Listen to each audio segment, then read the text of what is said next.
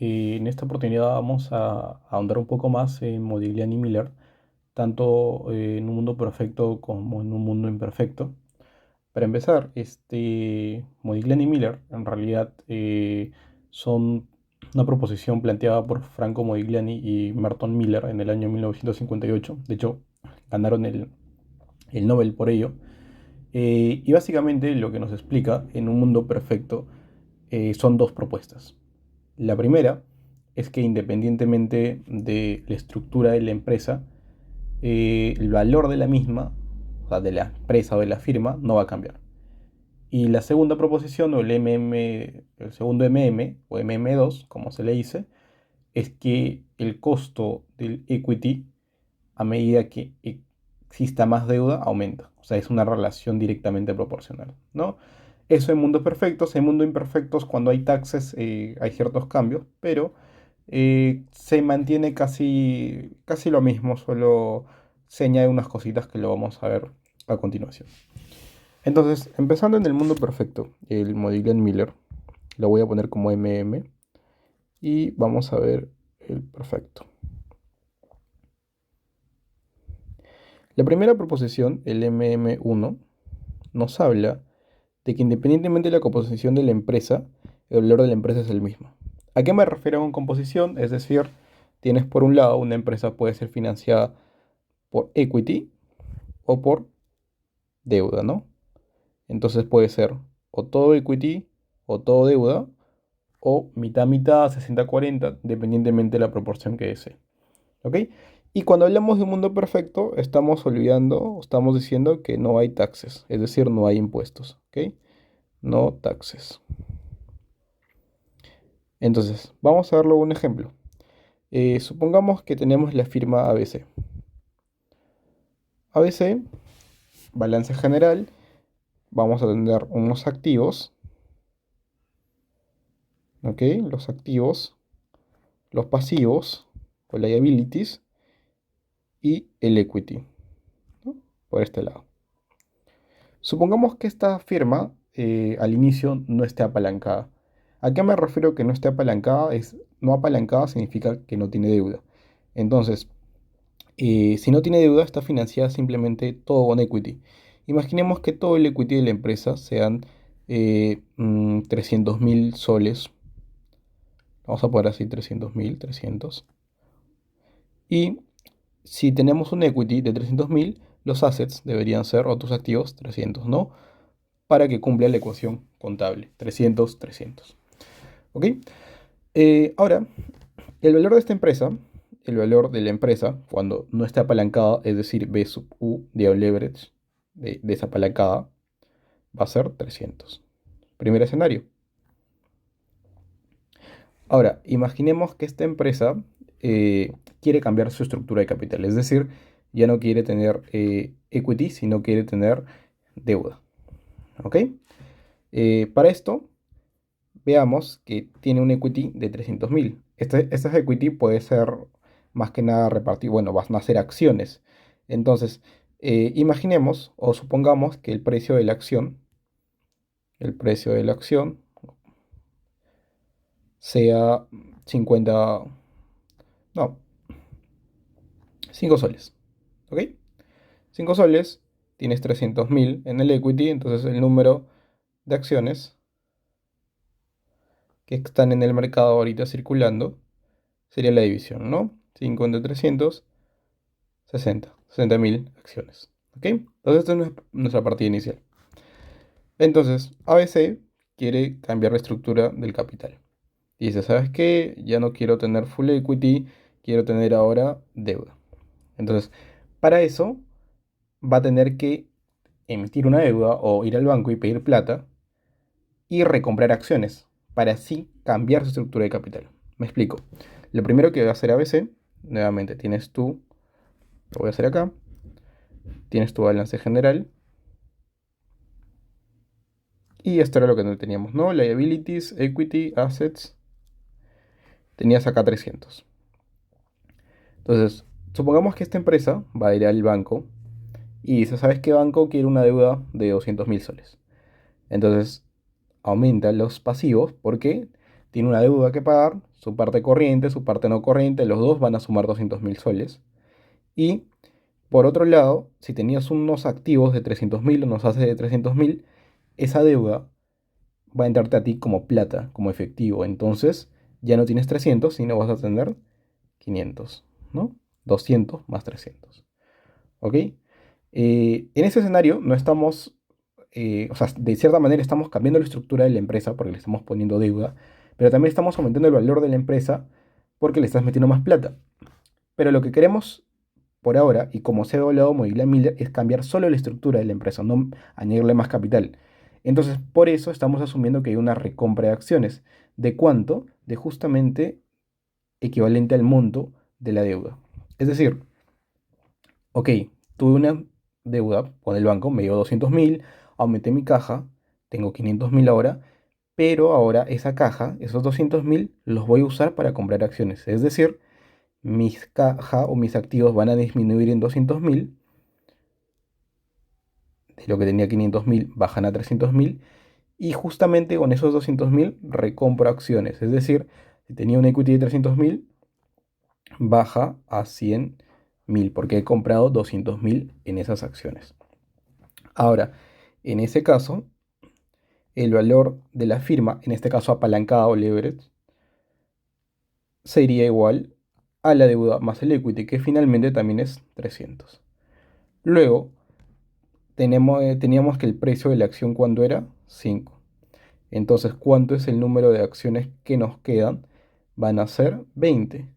Es decir, hay un cambio, una variación en el número de acciones de 40, que justamente equivale a 200.000, porque si son 40 acciones, lo multiplicamos por el precio que era 5, serían 200.000 soles de acciones que se han comprado, ¿no? Que calza justamente con el movimiento que ha dado esta empresa ABC. ¿Y qué es lo curioso, qué es lo importante y qué es lo que encontró Modigliani Miller?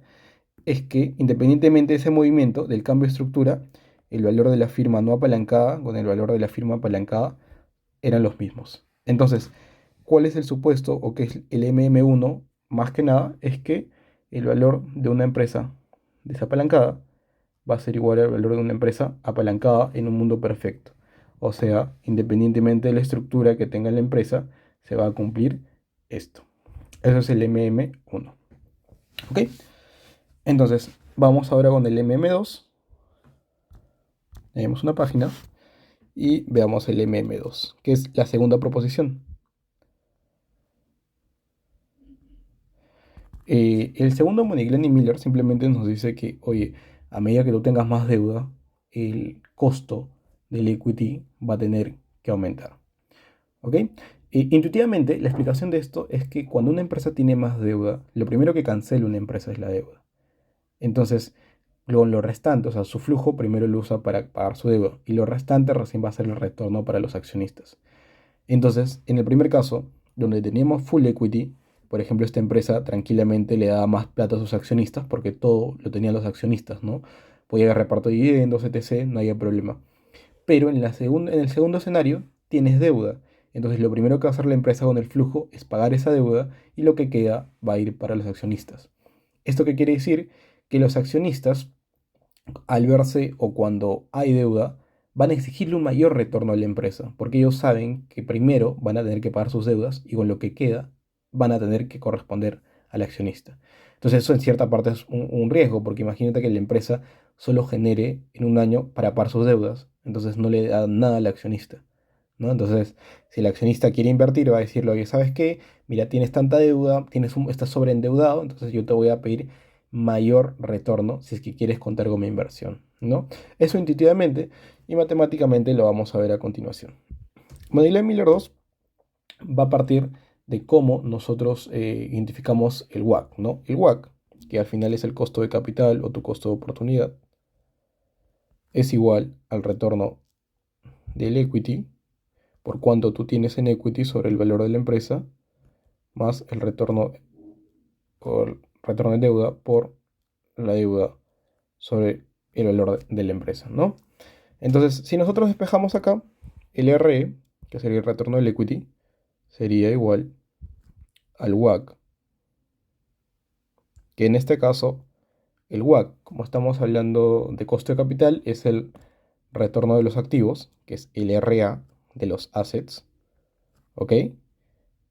Multiplicado, no, perdón, restado con esto de acá, el RD, que es de la deuda, de V, y acá recién multiplicado por V sobre, ¿no? Despejando. Finalmente tienes que el RE es igual al RA por V sobre E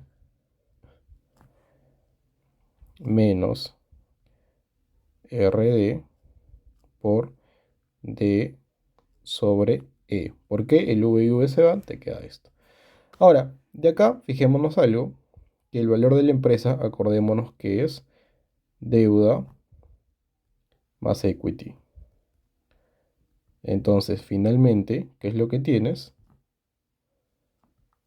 Te queda que el RE va a ser igual al RA más el RA por la deuda sobre el equity, menos RD por deuda sobre equity.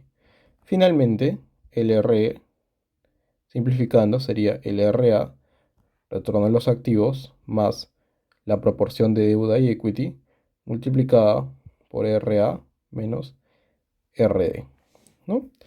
Esto es lo que Modigliani y Miller halla. Y si te das cuenta, a medida que la deuda aumenta, hay una relación proporcional con el RE, ¿no? Porque si esto aumenta, la deuda aumenta, el RE también tiene que aumentar. Justamente lo que les decía, matemáticamente se demuestra, intuitivamente también tiene sentido lógico. Ahora, acá una precisión. Imaginemos una firma no apalancada, ¿ok? No apalancada. ¿Qué quiere decir? No apalancada significa que la deuda va a ser cero. El WACC de una firma no apalancada, es decir, su RA, sería igual al RE por E sobre V más RD por D sobre V. Finalmente, el RA sería igual, si acá sería equity, todo el equity, o sea, el valor de la empresa solo sería equity porque no hay deuda. Entonces, finalmente esto de acá es 1, te queda RE más, si la deuda es 0, 0. Entonces, ¿qué pasa? Sucede que el RA va a ser igual a tu RE, pero en este caso estamos hablando de qué? De una firma no apalancada, es decir, R sub U en leverage. Por lo tanto, el RA, ¿a qué es igual? Al RU. Entonces, si eso lo ponemos en la primera ecuación que hemos hallado, retorno al equity va a ser igual al retorno que exigimos de una firma no apalancada más la proporción deuda-equity multiplicada por la diferencia del RU de una firma no apalancada con el costo de la deuda. Esto es, ¿no? ¿Y qué pasa acá? Si hacemos un gráfico y evaluamos, por un lado, la estructura de la empresa y vemos acá el costo de capital, vamos a ver. Si graficamos esta ecuación, si no tenemos nada de deuda, obviamente tu RE estaría acá, ¿no? Listo. Pero a medida que la deuda aumenta, ¿qué pasa? El RE, el costo que exigimos, va incrementando. Esta recta, que es, esto es tu RE igual RU más D sobre RU menos RD. ¿Ok?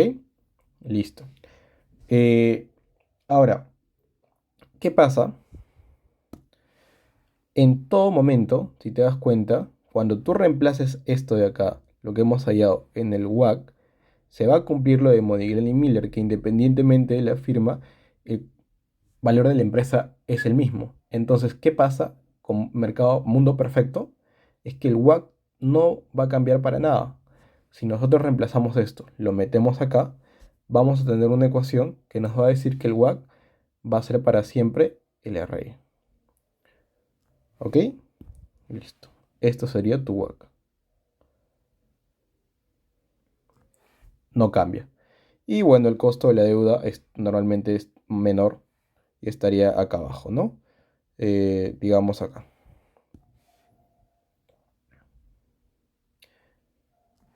RE. Entonces, este es el escenario para un mercado perfecto. ¿Qué va a pasar siempre? Se cumple el MM1, valor de la empresa no apalancado va a ser igual al valor de la empresa apalancada. Y lo segundo que se va a cumplir es que a medida que exista más deuda, el retorno del capital que nosotros exijamos va a ser mayor y eso va a terminar cumpliendo que el WACC sea constante, ¿no? Y al final, ¿qué quiere decir que el WACC sea constante? Acordémonos que el valor de la empresa también se puede determinar por diversos proyectos que existan, ¿no? Cuando hacemos valorizaciones, los flujos de caja libre los traemos a valor presente con el WACC. Entonces, si el WACC es constante independientemente de si tiene más deuda o equity, vas a traer los flujos de caja libre al mismo WACC. Independiente, hoy tienes más deuda, ya, pero tu flujo de caja libre lo estás descontando al mismo WACC. Entonces, todos te van a tener un valor igual. Esa es la diferencia. ¿Ok? Entonces, este gráfico se cumple para un escenario, un mundo perfecto, cuando no existen taxes. No obstante, eh, ahora sí vemos el mundo imperfecto, el imperfecto, y acá existen taxes. ¿Qué pasa con los taxes? Acordemos nuestro estado de resultados. Normalmente antes de la utilidad antes de impuestos están los intereses, ¿no? Tienes tu utilidad operativa, tu debit, y acá le restas intereses, ¿no? Y luego tienes la utilidad antes de impuesto y le restas los taxes, ¿no? Los impuestos. Entonces, cuando tú tienes deuda, generas este interés. ¿Y qué pasa? Cuando generas intereses, haces que tu impuesto, tu carga tributaria sea menor. ¿Por qué? Porque como le estás restando, tiene una utilidad antes de impuesto menor y por lo tanto también el monto que tributas es menor. A diferencia de que si no tuvieras deuda, el monto a tributar agarra un mayor monto de origen, ¿no? Esto se conoce como tax shield o escudo fiscal, que al final esto suma a tus flujos porque tributar menos va a añadir más liquidez a tus flujos para también el flujo al equity, se genera un valor adicional, ¿ok? Que no se da en el mundo perfecto, porque en el mundo perfecto obviamente no existía taxes, pero acá sí. Entonces, ¿qué pasa?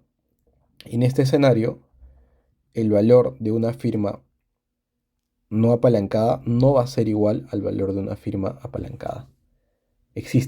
No es lo mismo. ¿Por qué? Porque en el valor de la firma apalancada, ¿tú qué tienes? Tienes un tax shield, o sea, tienes un escudo fiscal que te está dando más valor. En este caso, ¿qué va a pasar? El valor de una firma, perdón, el valor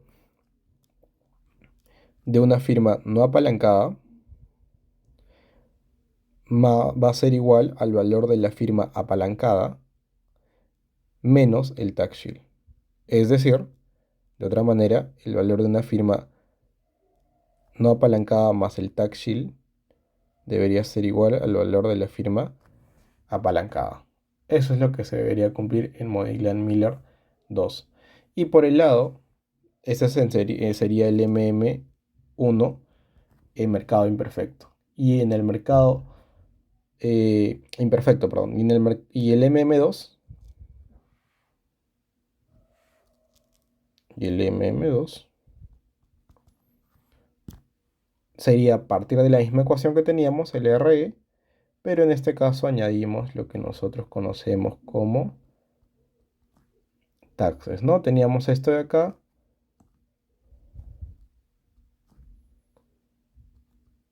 y le añadimos los taxes. Entonces, finalmente, el gráfico que hemos visto al inicio cambia. Ya no es el mismo, porque tenemos los impuestos. Entonces, ¿qué cambia? Primero, el R todavía sigue siendo directamente proporcional a la deuda, entonces aumenta acá. La deuda, el costo de la deuda sigue siendo menor, obviamente, el RD, pero el WACC ya no es recto, sino cambia por este aspecto.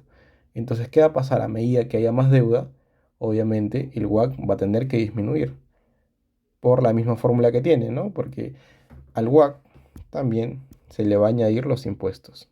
Es decir, vas a tener un WACC igual RE por E sobre V más RD 1 menos taxes por deuda sobre V.